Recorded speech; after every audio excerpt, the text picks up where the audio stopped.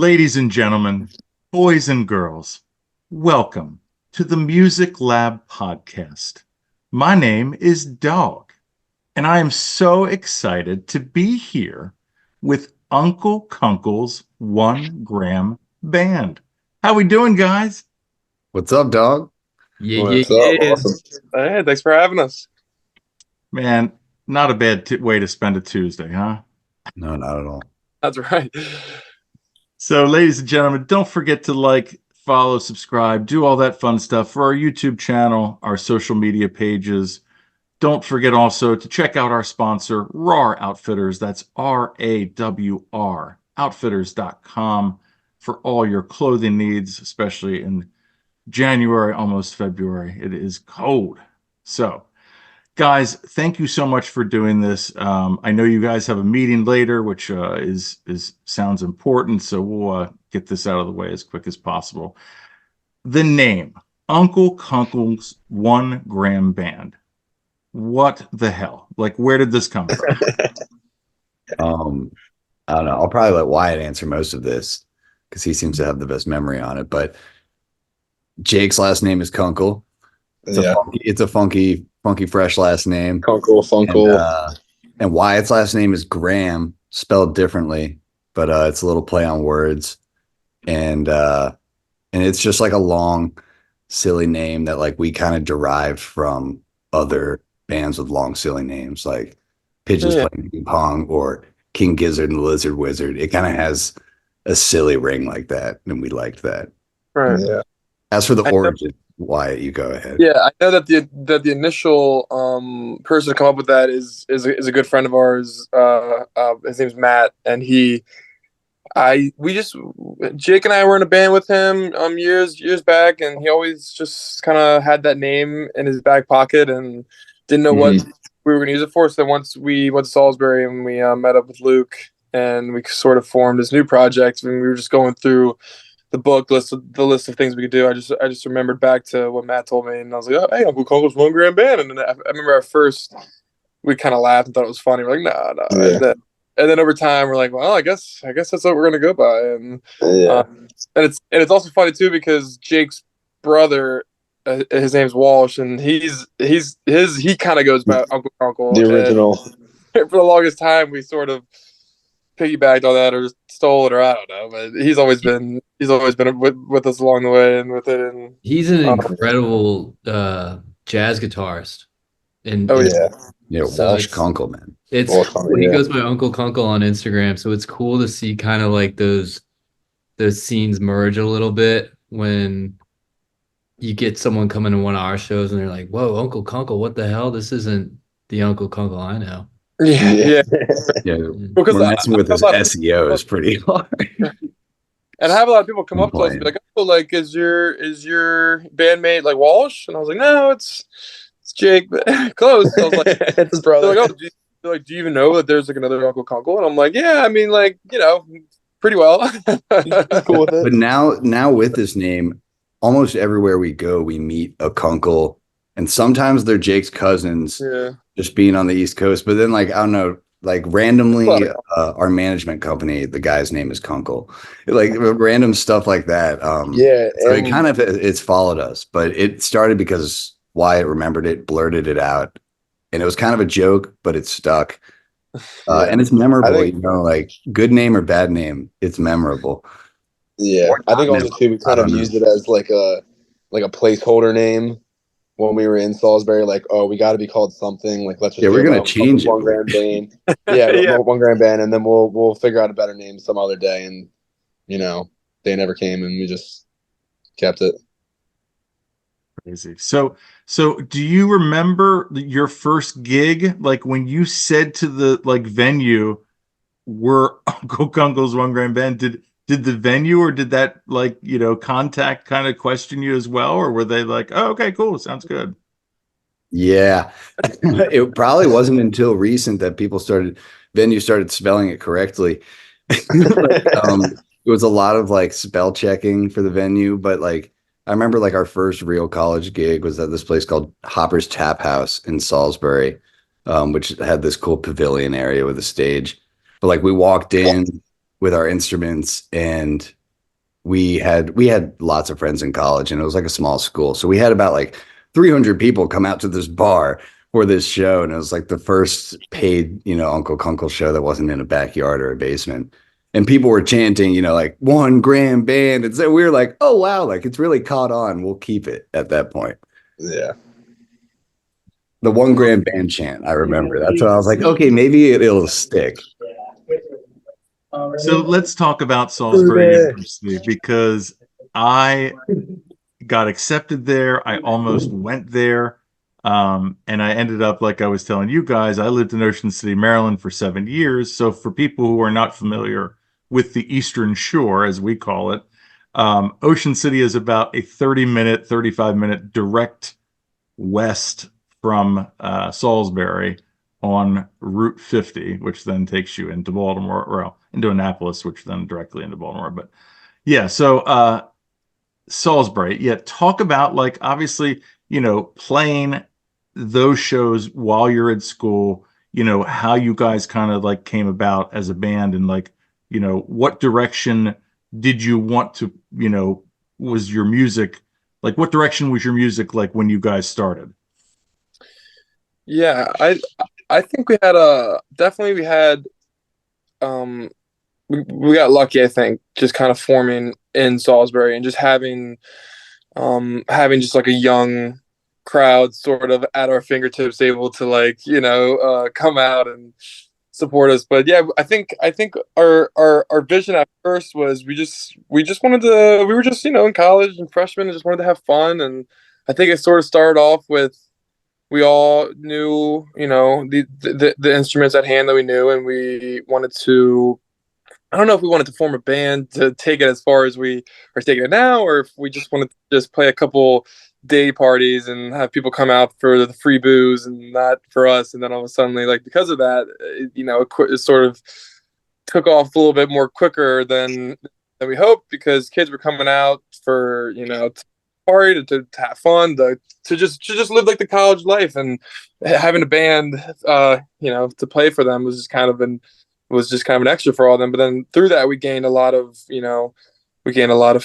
friends and fans, I guess. And we just sort of realized, like, oh, like, people are starting to come out, not just for the free booze anymore. People are starting to come out to actually listen to us. And so I think that's when we decided to have our first like paid gig at a bar. It's like, oh, let's actually, like, see if we can make money off of this, see if we can do some things with it. But I think being at Salisbury definitely gave us an upper hand with just our desire to play and just our motivation to play, because we realized that, we're not just trying to get these bar gigs where people, a handful of people come out, not even for you, just to go out to the bar and have some drinks, but like, we were actually playing for like kids our age, like peers who, like, our friends, that went to school with us, that wanted to come out and listen to us, not just, just for the college scene. And so I think just having our upbringing and college life kind of go hand in hand really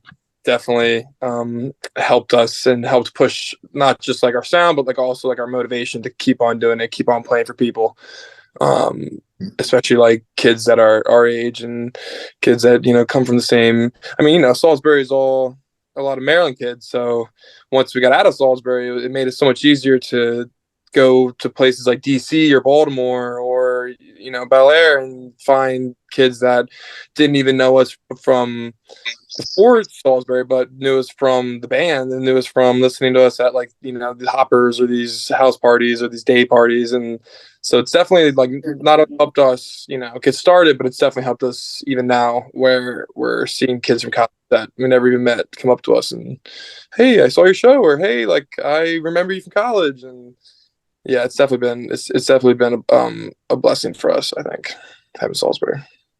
Tacking on to like what you asked about, like the direction of where we were at, like we were just some kids who, like, we liked blues music and funky music, and like, which turns into loving jam music.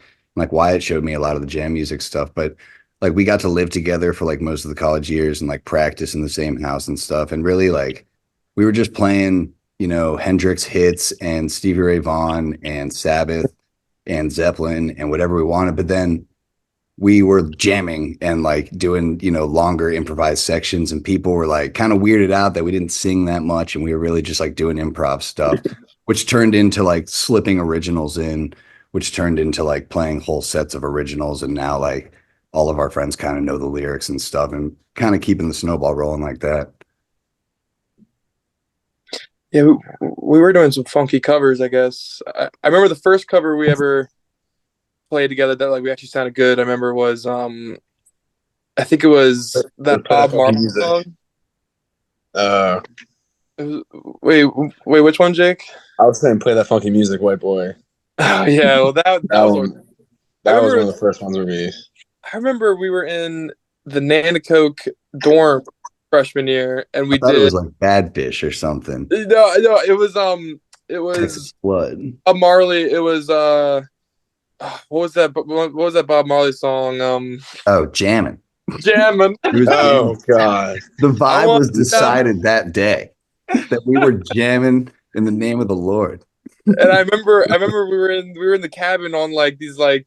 I remember we had an electric drum kit that came with like the dorm, and then we had an acoustic guitar, and then like I don't even know if I had a bass or if I was just playing another acoustic guitar, but we were doing jamming, and then we're like, oh, we got to take a video of this, and like, at the time it sounded so good, and then now I listen back to that video, I'm like, makes sense those we ever had together. But I remember that song for me at least sparked like, oh, like we can do this, like we're doing reggae beats and we haven't even we're only 18, never played together before. I don't know, but yeah, that was funny.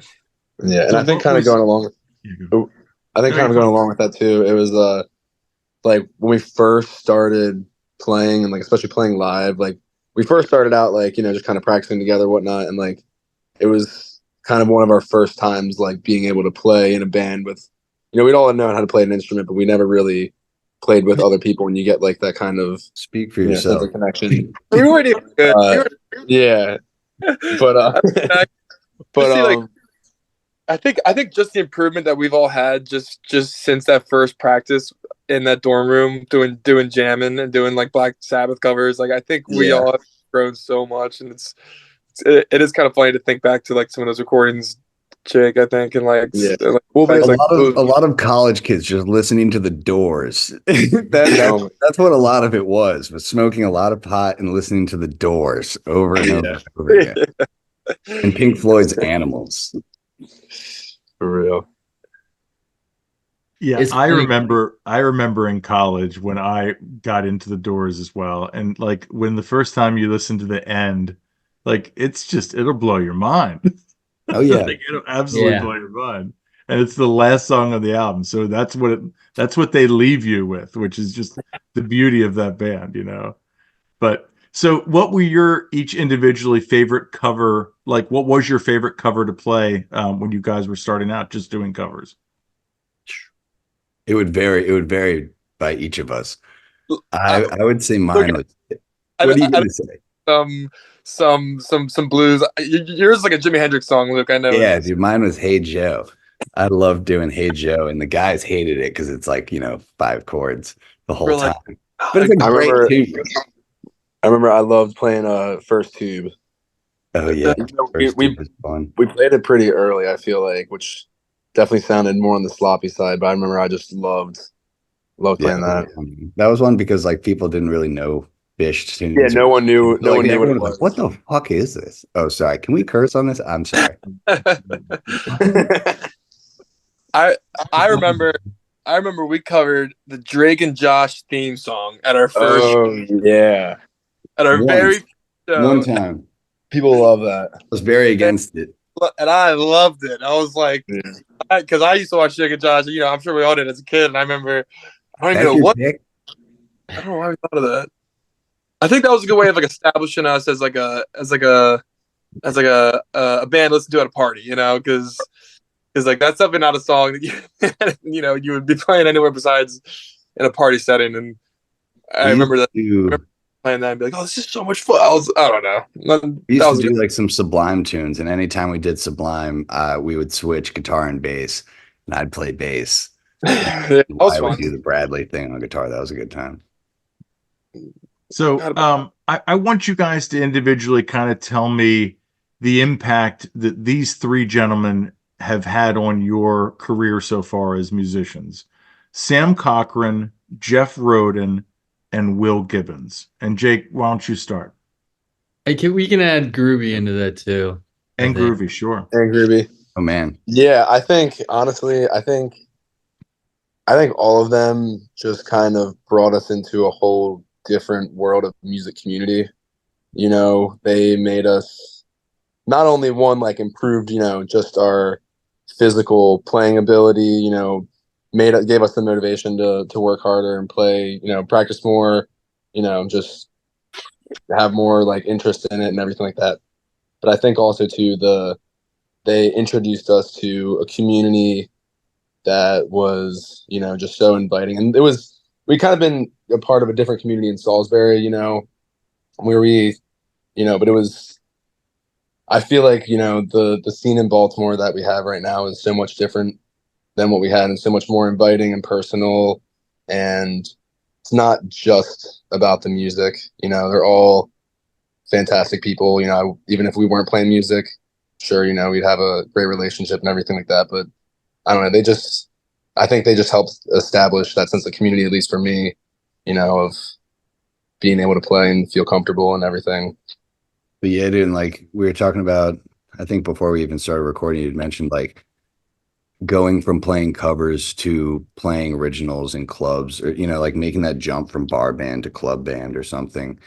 And like we owe a lot of that to like Sam Cochran, who like you can easily just stay in the bar circuit and like I mean, that's where you're born.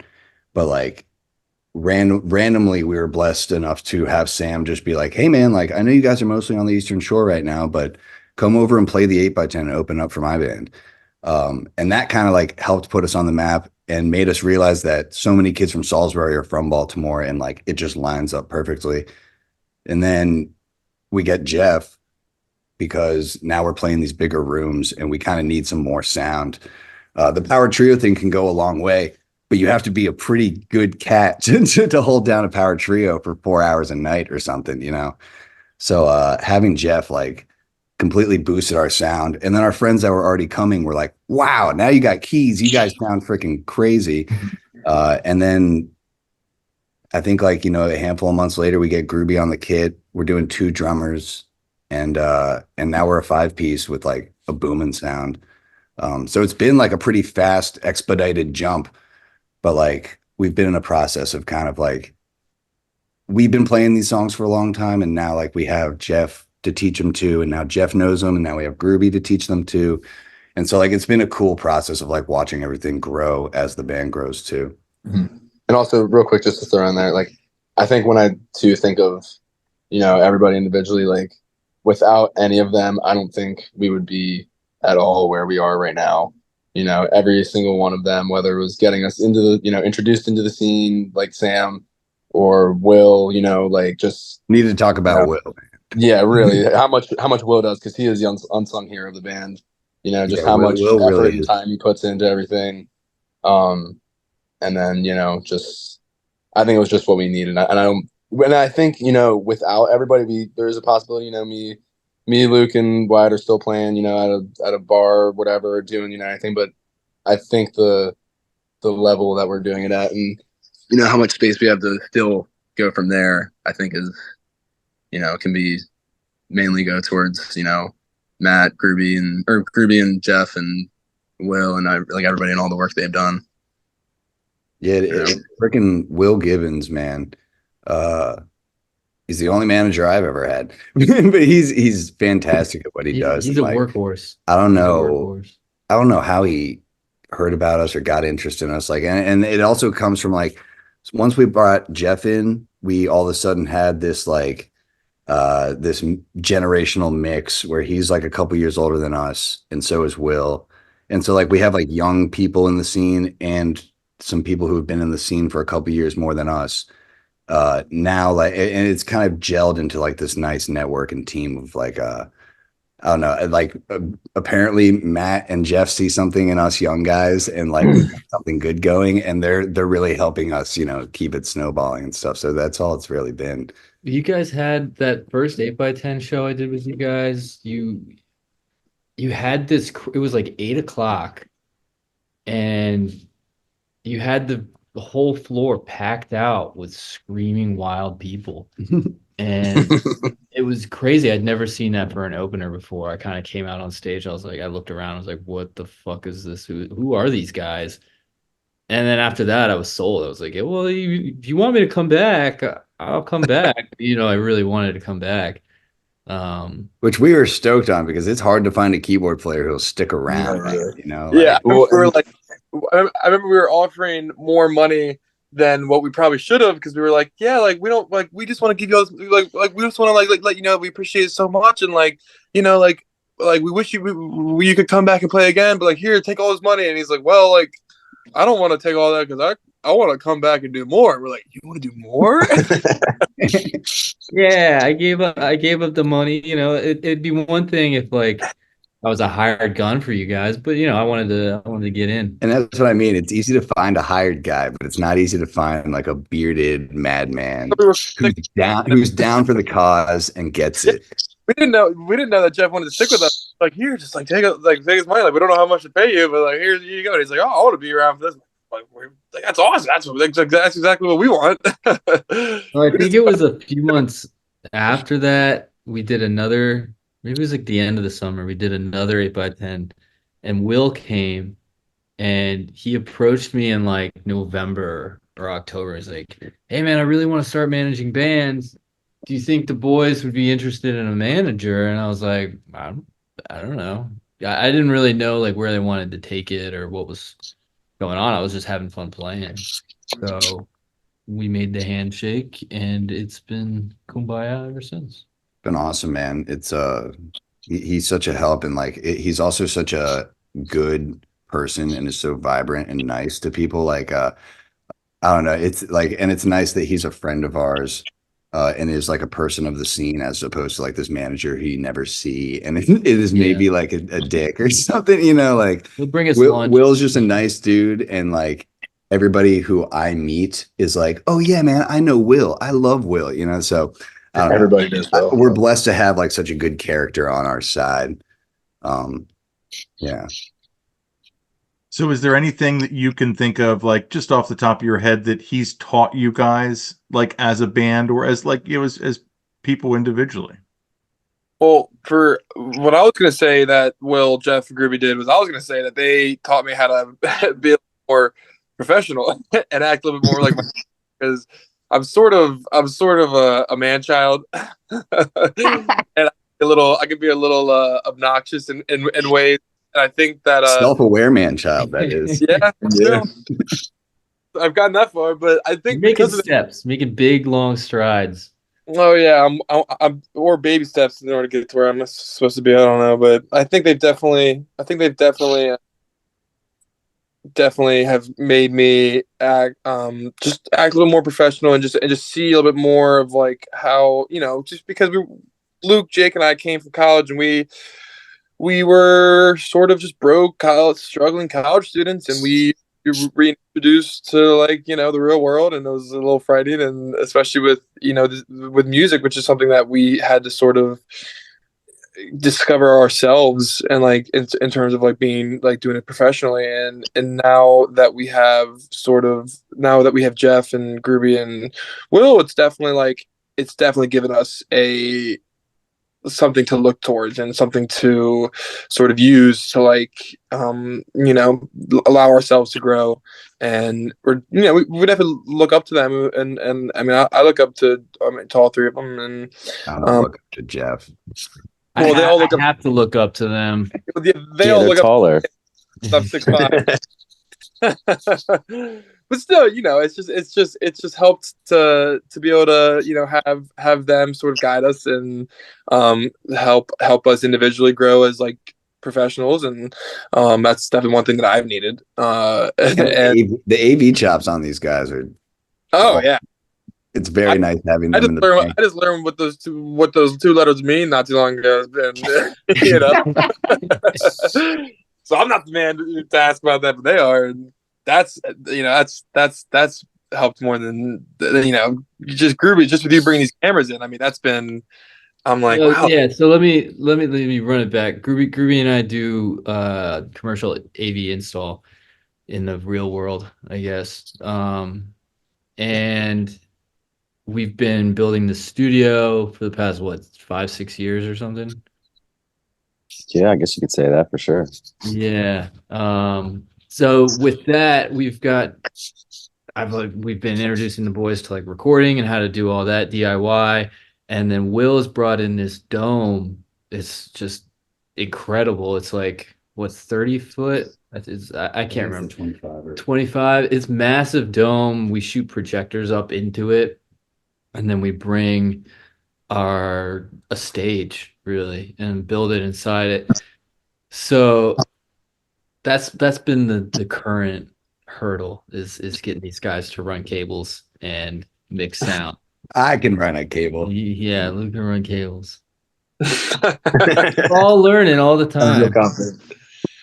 Yeah. So you would record from that space then?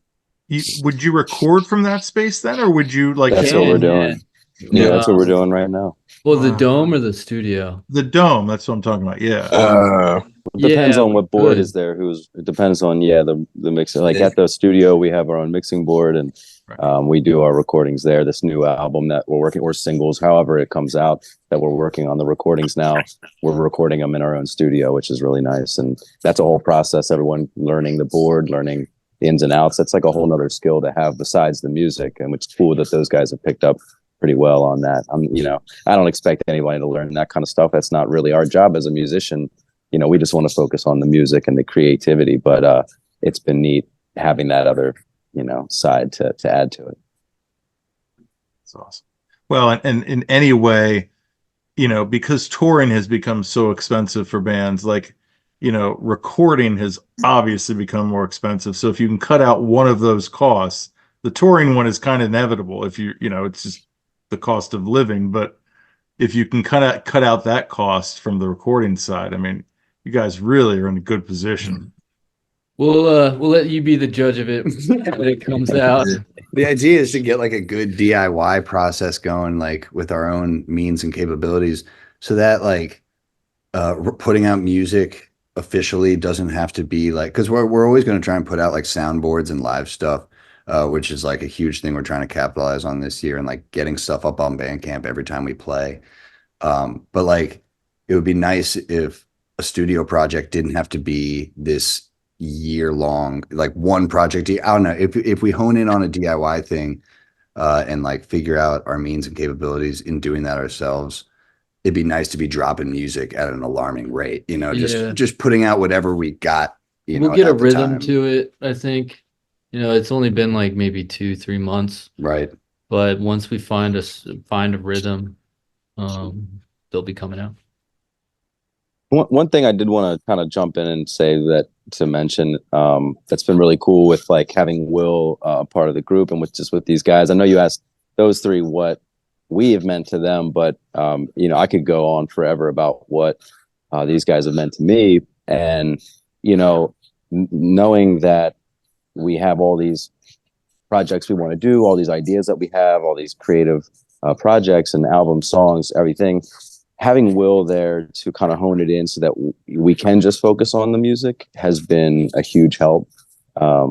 And those guys, these three guys and Jeff playing the music itself it's like re-energized me, coming from another band where we hadn't had a manager. We are finally now another rock band that Jeff and I are in. Coming from that and doing all that work ourselves, we've learned a lot from that process. And now coming into this band, a lot of that has been lifted off of my shoulders, and I've felt this freedom to play again.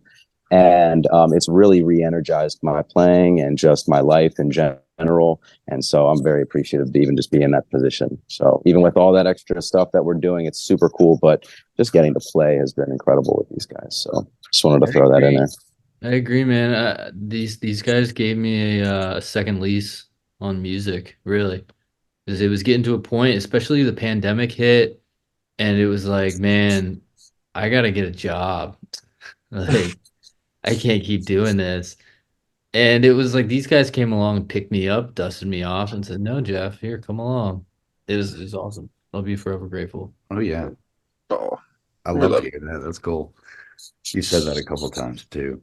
But like freaking what you were talking about, Groovy, of like alleviating, like having will to alleviate some of those pressures of like sometimes if you when you go after you go through all the logistics and complications of trying to book a gig and get there and the day comes and stuff, like sometimes you don't even want to play by the time it happens, you know. But now, Mhm. like now that we're not signing emails, sincerely, the lead guitarist or something, you know, now that it's not me sending an email or like having that whole process taken care of and Will's incredible job at like and Lost Compass, like at outreach and making sure that we get the stage plot over to them and everything. And like he really takes care of it. And yeah, like just allows us to do our jobs as musicians, as opposed to also being, you know, 10 different things at once. Yeah, he allows you guys to be you, you know. Right. That's the best part. So let's talk about, you kind of touched on the scene in Salisbury, obviously growing up as a band, but talk about the scene in Baltimore. How is it with regards to local music? How is it with regards to bars and restaurants? Do you have to be a cover band? What is the scene like in Baltimore for indie rock? I love Baltimore so much. It's the coolest, dirtiest city I think I've had the pleasure of living in. I've been up and down the East Coast, but this is it. It's got a huge punk scene, huge indie scene. The food's awesome. You just gotta keep your head on a swivel sometimes, but it's nothing outrageous. It's a city. Um, but yeah, we've got bands like Future Islands that came out of Baltimore. Animal Collective came out of Baltimore. Turnstile practices in the studio next to us. It's there's so much musical culture coming out of here. It's a It's great to happening me. place. With the jam scene, we had this awesome scene. It was a little chaotic, but the pandemic hit and it died. It felt like it just died immediately. And then Sam Cochran came along and like almost single-handedly rebuilt it. There was like really no shows going on, and he went out there, started Seven Teller, through Tellerfest, and I don't know if it would be the same uh, if he hadn't been out there doing that. Groovy, what do you think? Yeah, I think you're hitting the nail on the head there. I mean, the pandemic kind of ruined it for everybody. I think not just the jam scene. I think music in general, obviously across the globe, kind of shut down. Everything shut down, right? But Baltimore scene, just the music scene in general, this underground scene on all genres across the board, is just there's this deep burning like desire to be creative here, to just to tell your story here, whether it's hip hop, rap. There's tons of rappers that are coming out of here too, um, and and it took a little bit after the pandemic. No one really knew what was going on, but guys like Sam that and there's a bunch that came out and just said we're going to play anyway, and we're going to we want people to come out. It's safe now. I know everybody's mindset was kind of different and changed because of all that. Obviously, that collective trauma from that is going to do something. But when there's an internal drive and desire for collectiveness and just togetherness, and what the music does, especially in the jam scene, and what that music really is, it just brings people together, and it makes you want to come out. And I think Baltimore, just in general, it's a never give up. It's a never die, never say quit city. They're going to keep on coming no matter what. It's a blue collar town. And so with the music, it's the same idea. You got guys busking, on the streets, on the sidewalks, outside of bars. You got guys playing inside bars. People, it's just a beautiful thing. And you've seen it grow again. They've built it back up, and it's beautiful to be a part of and to see it. It's cool walking down the street And oh, there goes HR from Bad Brains, just walking down the street, or Stavros. yeah, Yes, that, you walk into that- Cat's Eye and Benzel, the drummer for P Funk, is there sitting in. It's like it's all George these Porter Jr. yeah, man. and It's like- and they're down to jam. Yeah. You know, Benzell's like, yeah, hit me up. Let's jam. Like, I'll show you some new fills. I'm like, are you kidding me? You know, like, this is a dream, and it's just in my backyard. It's right on my sidewalk, and people are so nice. Like, it's a real community. And as somebody who's Look, not, look who's not here. what's up, Will? As somebody who's not a Baltimore native, I'm from more down south in the DMV, just like 45 minutes down. And like the DC music scene is cool. And like, I don't think I've penetrated it as much as, I could have, but like, there's something about the city of Baltimore, and particularly the music scene, that just like is like Jeff and Groovy were just talking about, very community based. And like, even I don't know, like when I drive into the city and you see the stadium in the center of the city and it's lit up purple, and there is just this like look of like wholeness and connectedness that like DC doesn't really have. Like the stadium's super far away, everything's kind of fractal and like wealth kind of neighborhoods and stuff, and like that's where I'm from. I'm from Bethesda, Maryland, so like coming to Baltimore, I think I found a kind of community that I've never had, especially in music. And so like, I'm just fascinated by it. And so like, I love that we have these guys in the band who are taking us into that. Yeah, and going along with that like whole community aspect, I feel like when you go to shows kind of in the Baltimore scene that are, like kind of in our genre of jam band-esque, you see like usually like I feel like half the people that are there are at most shows, like at the 8x10 or wherever. Like you see the same people out like time and time again. So you kind of are able to make those small relationships and build them, from show to show and everything like that. So it's kind of It's like being nice, and like a nice little added thing of, besides just enjoying great music. Being a face in the crowd is just as important as being on stage. And like going to shows and, supporting your buddy's show and buying that ticket, even though you have no money, but like your buddy's playing, or you want to go support the 8x10 and stuff. And like, it's super fun having done what I would call like our freshman year in Baltimore as a band, seeing how much love there is. Like when we walk into our favorite hometown club, like the 8x10, and the owner, Abigail, gives you a big hug, and like, drinks are comped, and it's super freaking nice. And like, there's this cool sense of like community and support. And it kind of reminds me of like comedians going to comedy clubs to like work out and watch other comedians and stuff. It's kind of like that. And it's really cool. It's always nice to get free Sprite.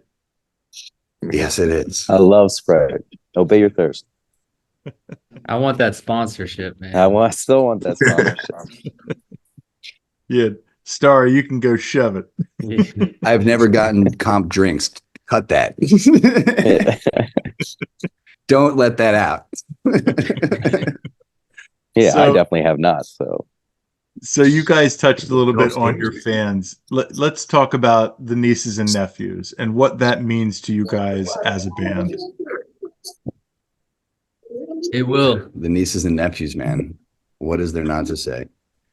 The nieces and nephews, I guess, are like, they're our fans, but there is like a I don't know, there is like a core following, like good friends, and just sometimes we do have like a little core of people that we did not know too long ago who keep coming to shows, and now are part of our little family that we have going.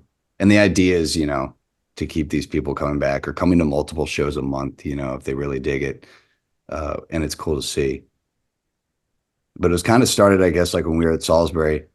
Me, Wyatt, and Jake were all in fraternal organizations. So like at our disposal, we had a good 300 minimum people who would come out and see us.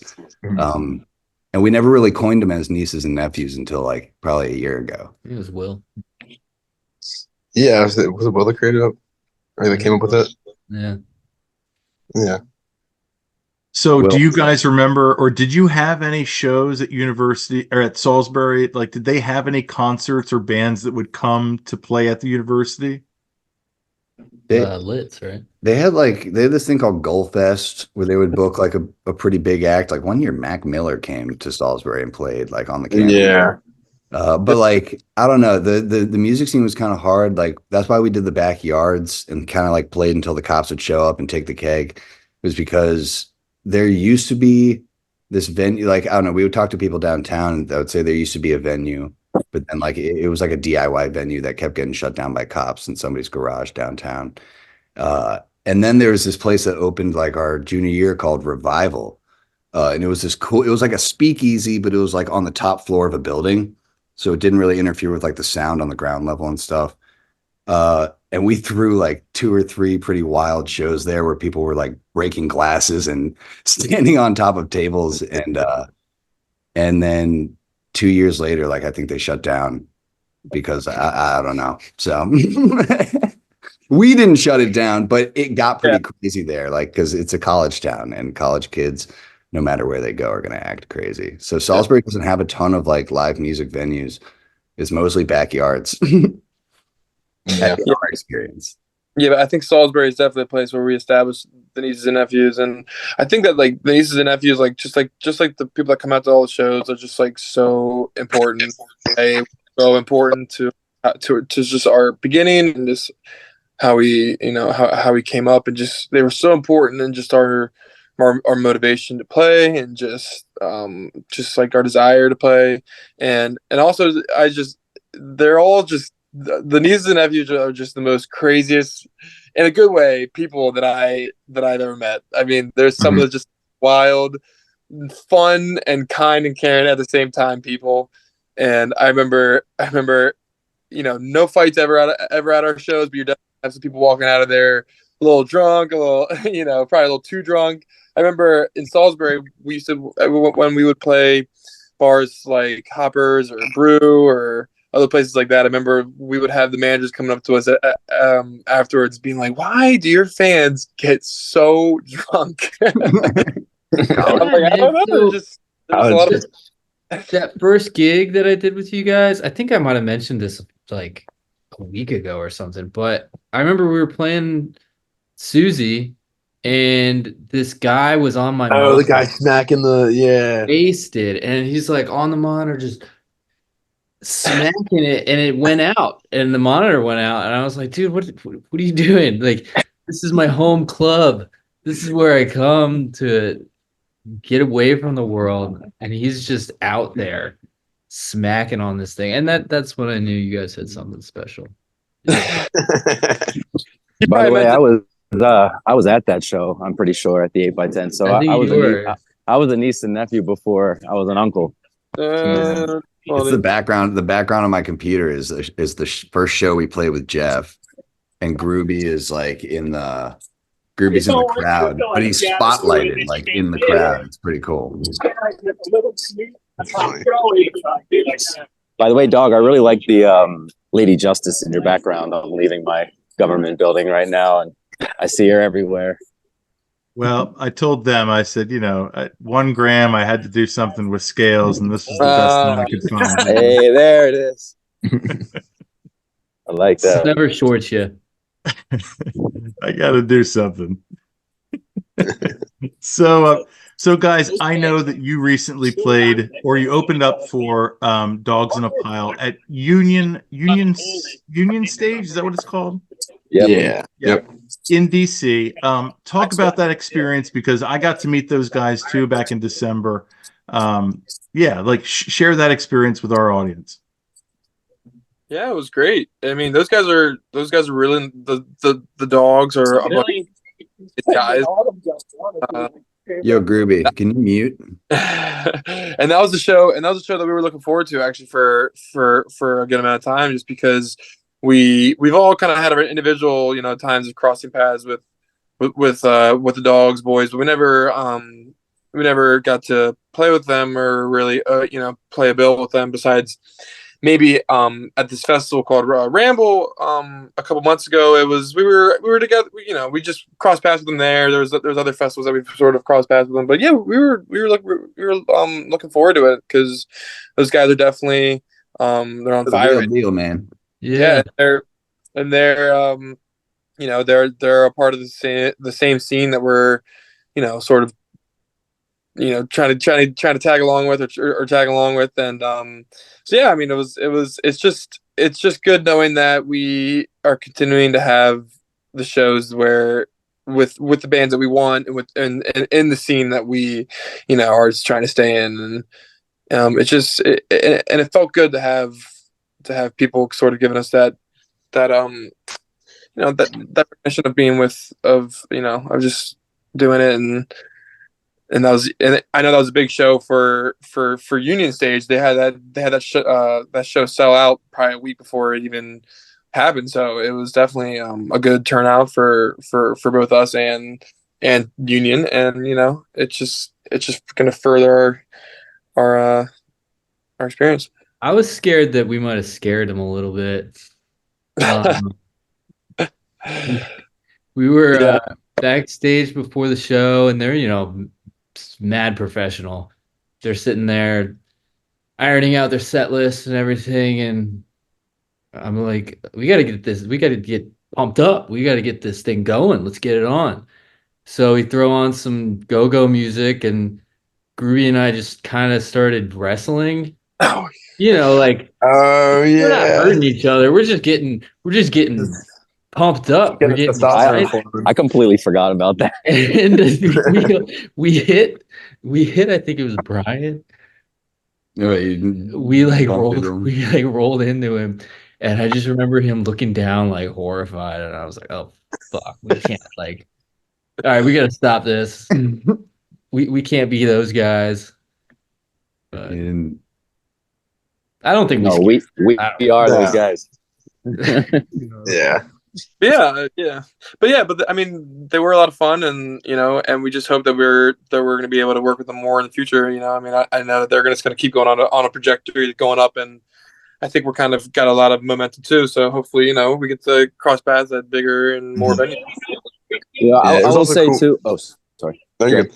I was just saying it was kind of cool, like how since I'd previously seen them, I'm pretty sure we'd all seen them live before, but I'd seen them 2-3 times live, and just then being able to play with them was a cool next step to know that we're going in the right direction, kind of give us that little bit of inspiration too. It was nice. It was cool to be a part of a production of that caliber. Yeah. So, can I say something? Yeah, go. With this Ramble Festival in Darlington, Maryland, they closed out the festival Sunday night with it was them and Dirty Grass Players, or a local bluegrass band that's doing really well. But they called it the Dirty Dogs, and they had both bands up there in the barn closing out. And we decided we wanted to do a late night set in the dome that Will has. And we're sitting there, it's 2:00 when their set's supposed to end. We're like, man, okay, these guys are going. 2 more hours go by, and I'm just in awe that these guys played for almost 4 hours in 30-degree weather. I'm like, they don't stop. They don't stop. And then I think they finished Riders on the Storm, and we're like, okay, that was it. And then they go into shakedown for 20 minutes or something. It was insane. They not only are they super professional, but they're extremely talented. Yeah, and can I just jump in on that?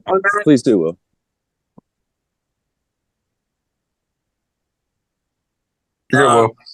Yeah, so the Dogs thing for me, it was awesome. Just how Luke was saying, great to be part of a production. I was just in awe of their team, and I could only hope that in a year or two we have, the kind of road team that they do, the amount of guys that are that dedicated to the cause and work so cohesively together. It was very inspiring for me, not being a musician part of this project. That's all. Yeah, it's very true. There was so much there. Inspiring as the band. They had a solid team. So let's talk about upcoming shows for the next 6 months, or anything past that you can talk about, or that can be announced. And then what can your fans and our audience expect for recording wise? All right. Well, we got I think the main one we would talk about right now would be March 8th at the 8x10. And so that'll kind of be the kickoff of like our show season. As we're going to keep working on these recordings through February and stuff and kind of stay off the stage. If there's an opportunity to play, we'll do it. But March 8th at the 8x10 is going to be like our big show that we're looking forward to. And then I know we got another good Baltimore show, March 23rd at Power Plant Live as part of Maryland Day Festival. And also March 23rd, we're going to be at Reckless Shepherd with the Fitzky Bros, who I know you've interviewed before. Great guys. So talented. I don't know if you're familiar with them or if you've heard of them. I just saw them at the 8x10 with Melody Trucks like maybe a couple months ago. Yeah. They're killing it. They're down in Florida, I think, right now, doing a little mini tour with her. So, and even though they're not related to Derek Trucks, they look like they could be. They all look like Derek Trucks. So funny, you're right. I was so confused. Then we also have we're definitely in the process of doing a lot of recording, in the studio doing DIY stuff. We're looking forward to getting some singles out, hopefully work towards an EP release. Just getting as much out as we can. And, we focused for a long time, as we wanted to on the live on the shows and making sure that we're doing enough live and we're playing once a month or however much we can. But now we're definitely getting it ready. Just get a lot out on Spotify, Apple Music, hopefully Bandcamp if we can get together some live stuff. So so definitely I would say just keep on the lookout for some singles and hopefully working up to an EP and we're just gonna try to keep on pressing record and seeing what we can get. So I want to talk about 4 songs that you guys do in particular. First, Something on Her Mind. How did that song come about? Like the evolution of that song. I'm fascinated by. Okay. Something on Her Mind. A lot of the songs, I don't know where to start on this one. Like, Something on Her Mind was really like, I think it started out with a Wyatt bass line. And I remember what it was. Okay, I remember that it was one day at college, our senior year. I was downstairs in our basement in our practice room, and I remember it was one of those days that you were just upstairs practicing. I was down. Keep it brief. Keep it brief. No, it's okay. I remember I was downstairs and I was practicing and I like learned like a bass and I came up with a bass line that I liked. I was like, oh, this is really cool. And I was like, I want to show Luke. And I remember I ran upstairs. I was like, Luke, like, look, like, I got this bass line. And he goes, wait, like before that, let me show you what I just came up with. And then he showed me the melody line, the do do do do do do do do do do do do, and he showed me all that, and I was just sitting there like, whoa, like mind blown because I was like, he's like, all right, like show me what you have, and I was like, okay, and I showed him, and it was bass line that I just came up with, and he's like, and I was just like, and then we kind of had that moment of like, wait a second, let's do it together, and then we did both of those lines together, and that's what the song is now, like that's the instrument, that's and it was just really funny how I came up with that and you came up with that, Luke, at the same time, but in different parts of the house, and then we just kind of came together at the same time. We're like, look at what we have, and I don't know if we were like, I don't even remember that, but that's a pretty cool story. I like it. Yeah, you don't remember that? Freaking, I remember lyrically, it was called lyrically now, like the whole. It used to be called Susie because it talks about this character Susie. But way before that, it was called Hedgehogs. And the only lyrics was hedgehogs. Hedgehogs are friends. Yeah, it was such a stupid. It's hedgehogs are friends. Hedgehogs are friends. Yeah. but then like I don't know, the lyrics of that, like I don't know, they follow the story of like this rundown girl around town named Susie. Uh, and like I think the idea of it is like that, I don't know, on the Eastern Shore, like in the city of Salisbury, in certain areas, there are these rundown looking people. And you know, they're hanging by the payphone that doesn't, it's not even connected to the thing anymore. And like, you know, it was kind of like we're just writing about somebody that we had seen and that somebody who lives in any city has probably seen, which is like, you know, that Susie character, that old Suze, you know, you see her at the liquor store and she's I don't know. Nobody knows what she's up to. I call but her, she's always got something on her mind. yeah, I call her Tammy in Baltimore. Yeah. Well, look, I remember we had different lyrics for that, but then I remember like after a show one night we like got into an argument over like, oh, like why can't we just write new lyrics? And then I remember you were like, fine, like you want new lyrics, like you do it. I was like, fine. We took a huge break from the song. We were like, this song sucks, like lyrically, like it's. But I remember you were like, one day we just like we crapped out a bunch of lyrics. Yeah, I remember like you know what, we're not changing them. This is how it's gonna stay. Yeah, yeah. Yeah, and I remember I sat down and in like 5 minutes I'm like, here's your lyrics, and it was that first verse, and then you were like, ooh, like that's not bad, and I remember you took it and you're like, and you wanted to write the lyrics too, but like you didn't want to like override what I wrote, so then you wrote the second verse, and I remember we kind of just like traded it all verse for verse, and I remember like, I remember it was. I don't know. I remember like still after writing those lyrics being like, oh, but it's not really about anything attached to our real life. It's about like this fictitious character that is an observation of our surrounding. Yeah.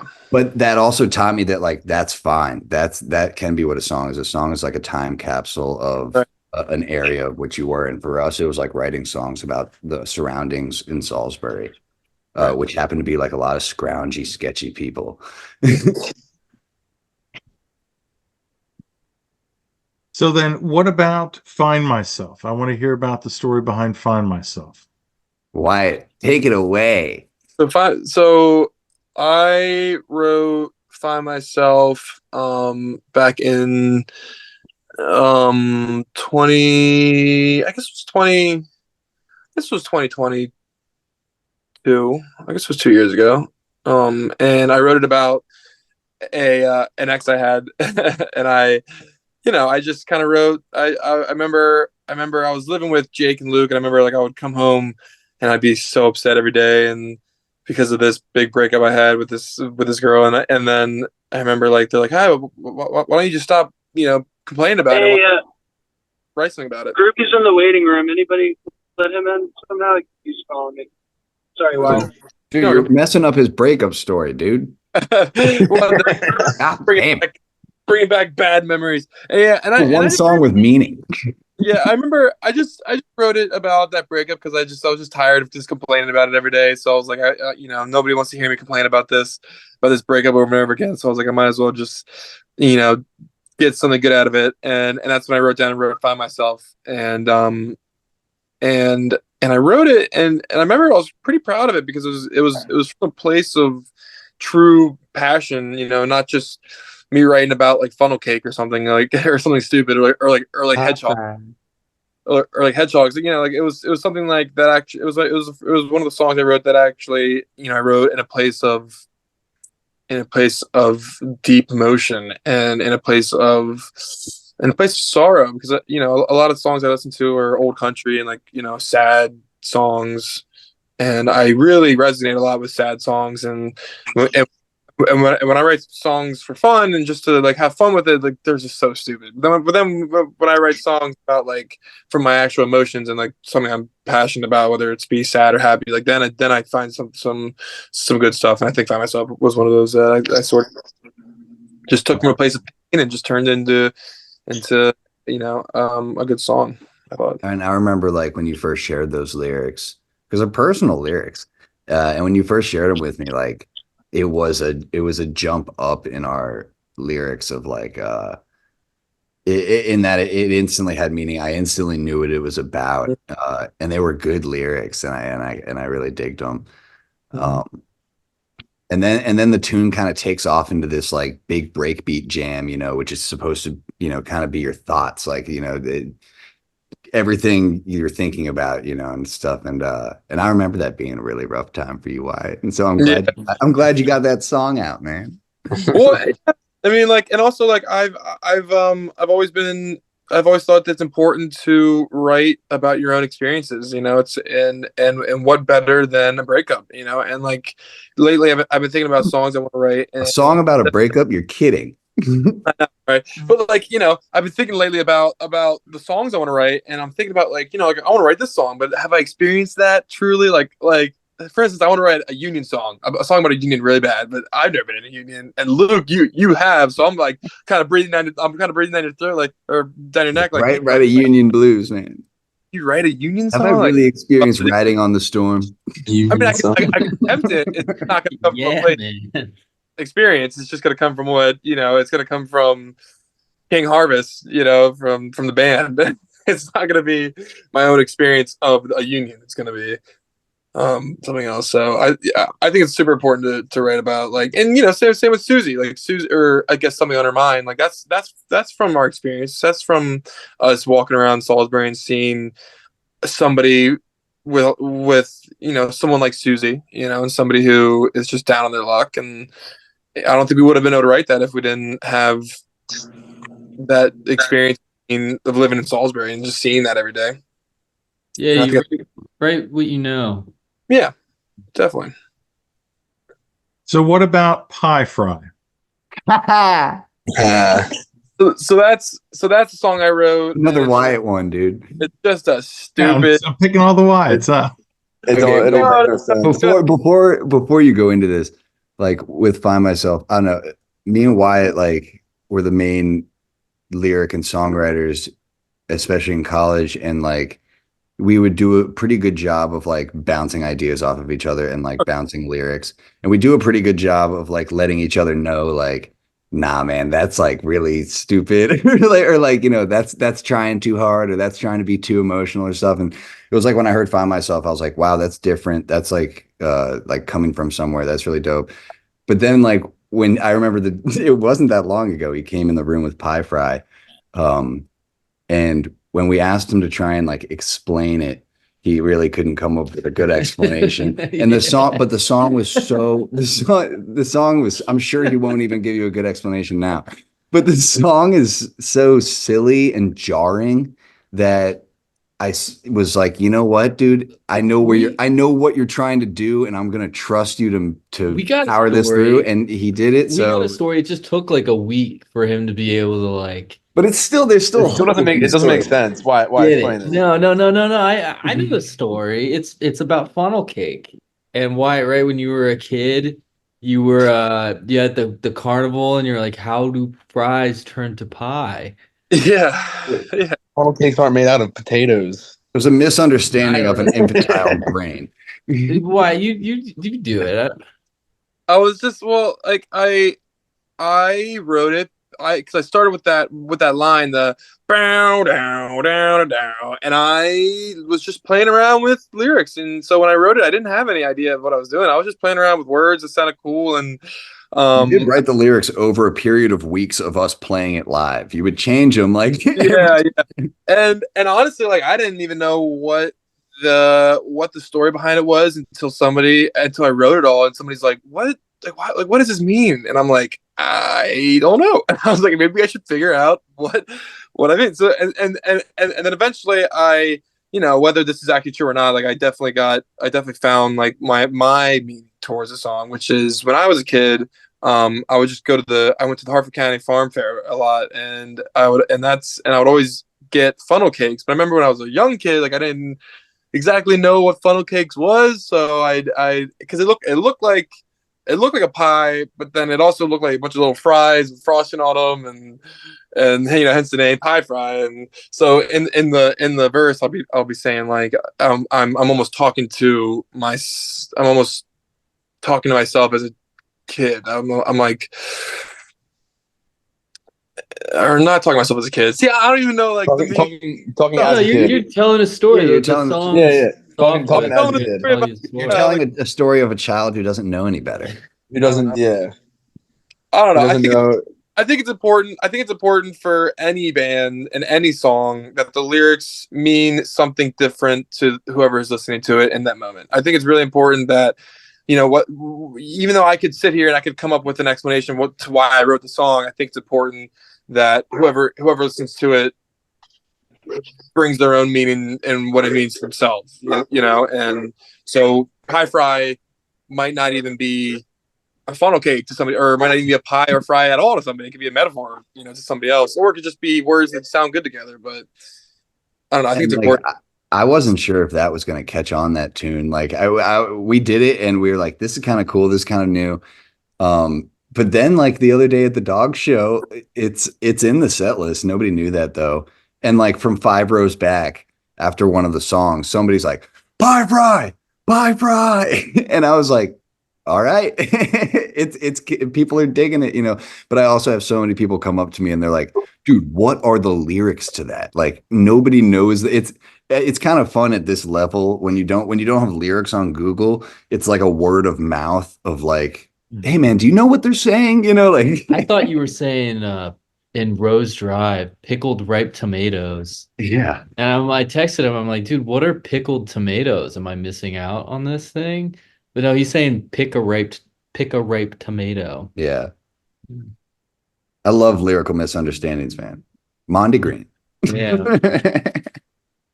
Yeah, speaking of that, I only had one friend that got tickets to that, and it's like $500 for 4 days. Like that seems a little steep. Yeah, I'm gonna get a payment plan, but I'll be there. Are you going? Yeah, I'll be there. Yep, I got my ticket. I'm so excited. And that is steep, but when you think about it, you're talking about the best of the best of like who does what we do, right? We're talking about the Hall of Fame jammers, and like just to see them do what they're about to do for 4 days straight, their own festival. I'm pretty sure no other bands are billed, right? It's just them. So it's like that's so impressive, and just to go see that and be a part of that, I'm just trying to osmose with that. I think we're playing too. Well, yeah, not billed. Yeah, but we'll be in the campgrounds. You can find us. Man, if it was 1981 and the Dead were throwing a festival, I'd be there, Yeah. Like, how can you miss that? I think we're going to be bringing the dome out. So Wow. we can get the logistics down. Maybe we'll just come to the campground. No, that's gonna be a big project that I know is gonna bring the best out of the team. Like last year was a lot of everybody pushing themselves, and it was a lot of out of our comfort zone. Us going to a festival and setting up essentially a Renegade stage is going to be a huge collaborative team effort that is just going to make everyone stronger. And most of the nieces and nephews are going already, and then that group's just going to grow after the vibes that the band puts out at night. It's I don't know. I'm really looking forward to it. Definitely going to be a lot of work, but up for the challenge, and it's going to be a lot of fun. Reserve your RV now. I'm getting word that the Fish team is already working on shutting it down.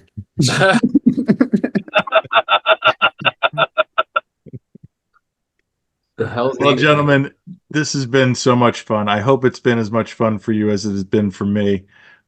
Best of luck. I hope to see you guys soon live. If it's not that Maryland Day show, maybe that 8x10 show. A question for you: where are you located? I am in Lidditz, Pennsylvania. So I'm in Baltimore. I have the same sentiment for Baltimore as you guys do. I love the city of Baltimore.